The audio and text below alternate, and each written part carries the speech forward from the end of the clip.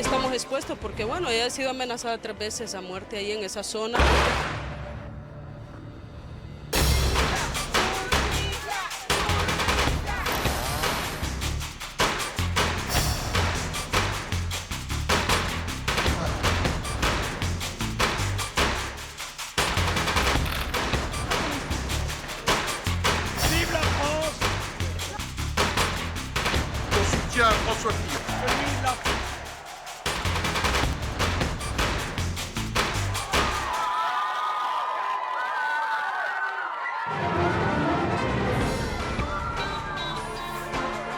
Bienvenidos a la edición internacional del Noticiero de la Televisión Pública.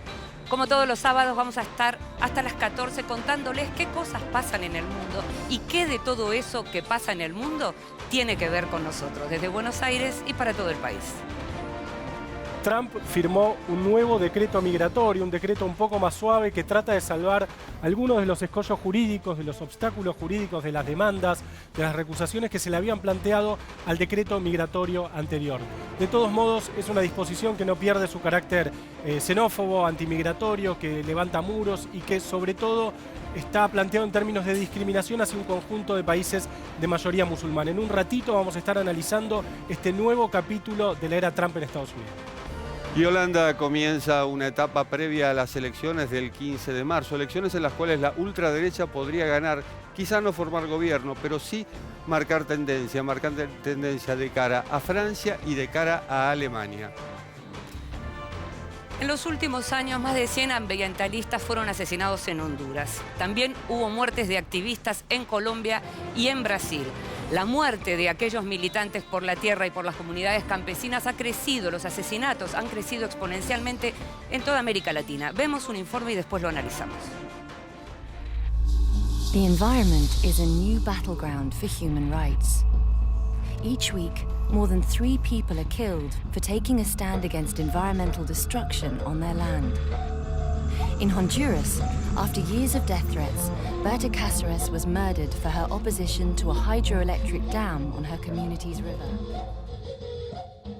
Un informe realizado por la organización no gubernamental internacional Global Witness, centrada en derechos humanos y recursos naturales, señala a Honduras como el país más peligroso del mundo para quienes militan en defensa de la tierra, el medio ambiente y de los derechos de sus comunidades campesinas y ancestrales. Desde 2010, al menos 120 activistas hondureños que se opusieron a la construcción de minas y represas, la tala indiscriminada o la ocupación de tierras, murieron a manos de las fuerzas gubernamentales, guardias privados de seguridad o sicarios a sueldo. Sabemos que DESA y Sinohidro preparan este montaje acompañado de más represión y militarización y que también estamos expuestos porque, bueno, ella ha sido amenazada 3 veces a muerte ahí en esa zona. El caso más emblemático es el de Berta Cáceres, uno de los pocos que por su trascendencia internacional continúa siendo investigado. La dirigente, ganadora del premio medioambiental Goldman en 2015, fue asesinada a balazos el 3 de marzo de 2016 en su casa de Ciudad La Esperanza, luego de luchar durante años junto al pueblo lenca, la mayor etnia indígena hondureña, contra la construcción de la represa Agua Zarca, un emprendimiento sobre el río Hualcarque, sagrado para los indígenas y vital para su supervivencia. El COPIN, caminando con pueblos por su emancipación, ratifica el compromiso de seguir defendiendo el agua, los ríos y nuestros bienes comunes y de la naturaleza, así como nuestros derechos como pueblos. Despertemos, despertemos humanidad, ya no hay tiempo. Al frente del Consejo Cívico de Organizaciones Populares e Indígenas, Cáceres cuestionaba el proyecto impulsado por la firma DESA Desarrollos Energéticos Sociedad Anónima por violar el derecho internacional que obliga a realizar una consulta con las comunidades afectadas. La empresa, a la que Berta denunció en reiteradas ocasiones por amenazas, esgrimía en su defensa que la represa iba a generar energía para unos 25.000 hogares y 1.500 puestos de empleo locales.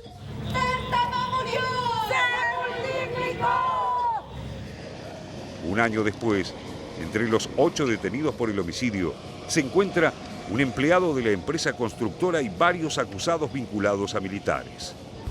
Nuestro compromiso es llegar a la verdad de los hechos.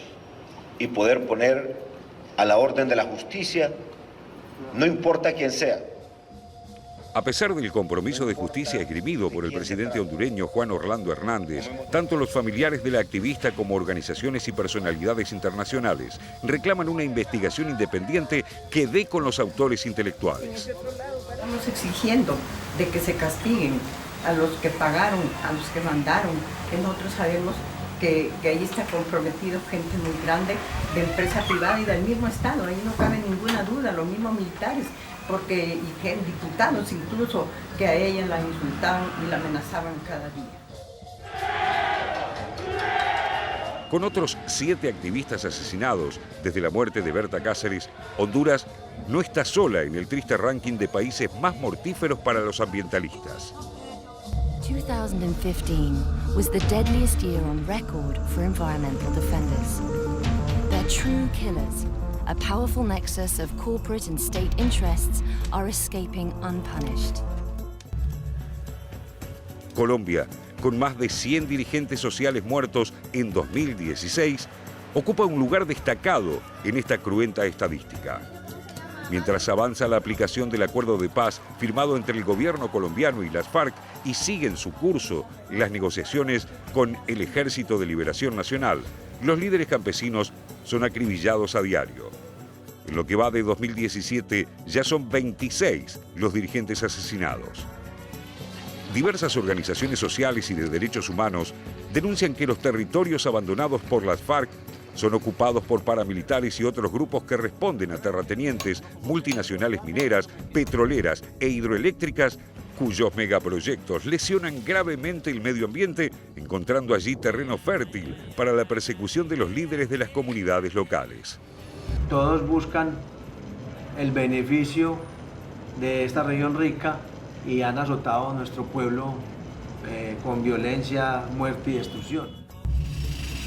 Para estos grupos de interés, es necesario neutralizar la consulta previa a las comunidades necesaria para la aprobación de los proyectos extractivos que modifiquen el medio ambiente, una condición presente en los acuerdos de paz colombianos en resguardo de las economías regionales. Brasil, con 50 homicidios en 2015, también registra infinidad de episodios violentos en haciendas ganaderas, plantaciones agrícolas y madereras ilegales que invaden y arrasan con comunidades campesinas locales.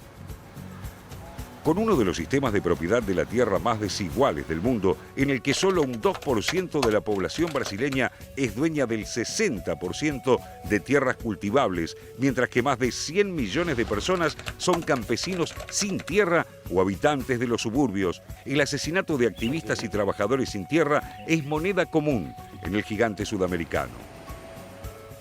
Confronto entre policiais, militares e integrantes do Movimento Sem Terra deixou mortos e feridos hoje à tarde no sudoeste do estado. A la muerte del líder del Movimiento de Trabajadores Sin Tierra, Cícero Guedes, ocurrida en 2013, se suman en 2016 los crímenes de al menos 2 campesinos, integrantes del MST, acribillados durante un ataque al campamento Don Tomás Balduino de esa organización, ubicado en el municipio Quedas do Iguazú y perpetrado por la Policía Militar del Estado de Paraná y guardias de seguridad de la empresa Araupel, una exportadora de pinos y eucaliptus. Según destaca Global Witness, tanto en Honduras, Brasil, Colombia o cualquier país del planeta donde un dirigente social o ambientalista es asesinado en defensa de su comunidad y sus recursos naturales, la convivencia entre los gobiernos y los intereses corporativos protege a muchos de los responsables materiales e intelectuales de estos crímenes.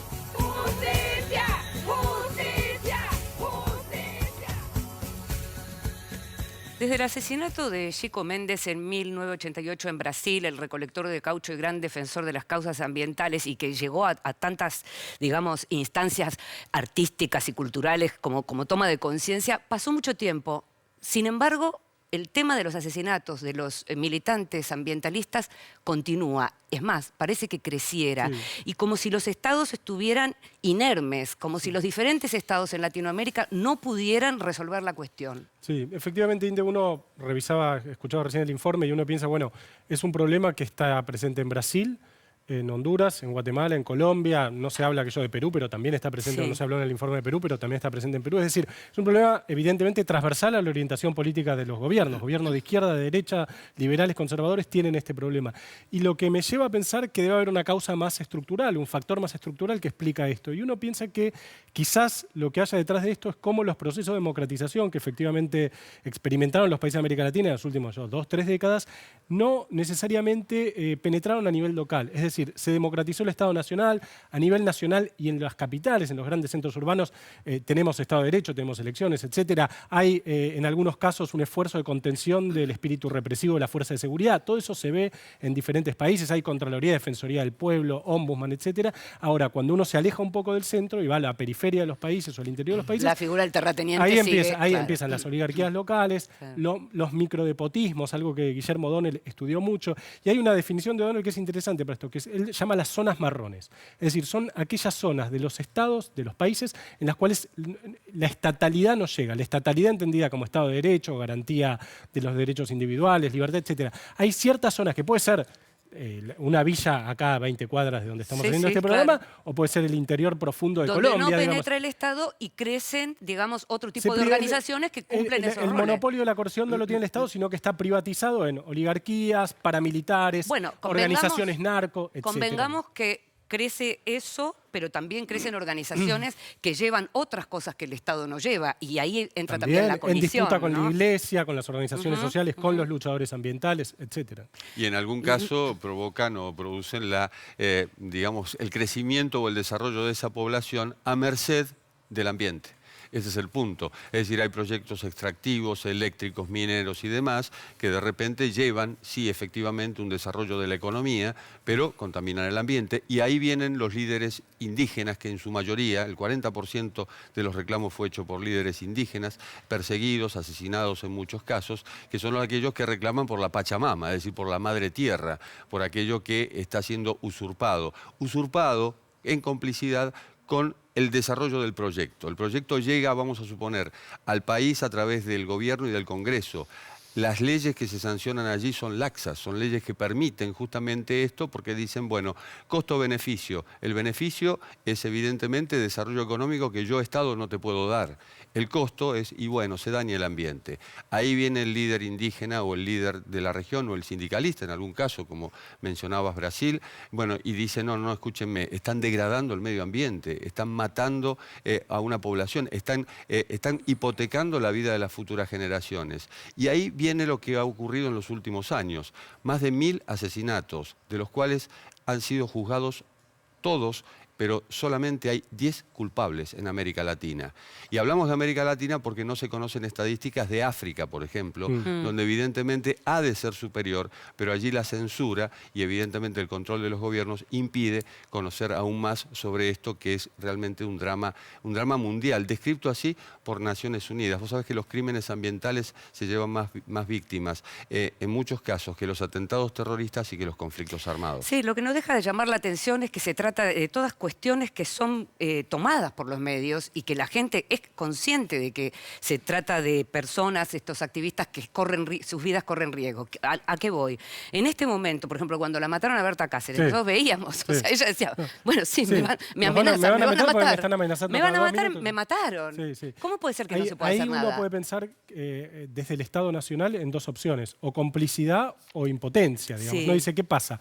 El Estado Nacional hondureño, el Estado Nacional guatemalteco, brasilero, colombiano, etcétera, no le importan esto. Son escollos en lo que decía Jorge, porque al mismo tiempo los proyectos contra los que estos luchadores ambientales son proyectos que a los gobiernos les interesan. Son proyectos que a los gobiernos les interesa, pero les interesa ¿por qué? Porque son proyectos que generan divisas, que generan desarrollo económico o crecimiento económico, no entremos en esa discusión más sofisticada, digamos, pero son proyectos que los gobiernos nacionales no solo les interesan, en muchos casos impulsan, digamos, ¿no?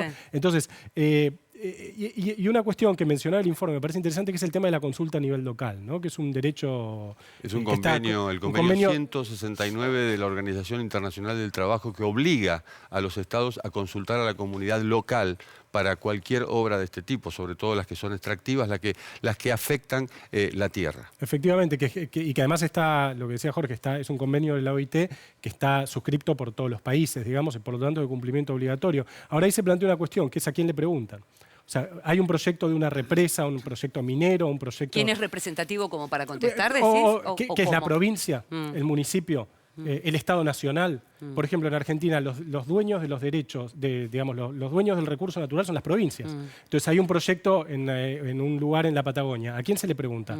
Al pueblo provincial, al pueblito donde se hace el proyecto, al distrito. Hay una cuestión compleja, porque seguramente no es lo mismo si vota toda la provincia que si vota o todo el Estado o todo el distrito, que si vota solo la ciudad en donde se está haciendo o la comunidad indígena afectada. Hay una cuestión que también es difícil de manejar en ese sentido. Igualmente es el Estado Nacional el que tiene que responder ante los organismos internacionales, nunca una provincia. Es como pedir... Sí, el responsable ante los organismos internacionales es siempre el Estado Nacional. Un punto interesante, seguramente vamos a tener después un par de respuestas sobre esto, porque tenemos un invitado especial que es Alberto Padilla, que justamente escribió un libro que trata con la relación entre América Latina y la Tierra, digamos, como el modo de vida y de sustentabilidad. Pero lo que yo trataba de pensar, y en relación a lo que mencionabas vos, José, antes, cómo esto no tiene que ver con cuestiones ideológicas, porque la gran discusión que han tenido los ambientalistas, tanto con Evo Morales como con Rafael Correa en Ecuador, es una de las grandes cargas que llevan estos gobiernos,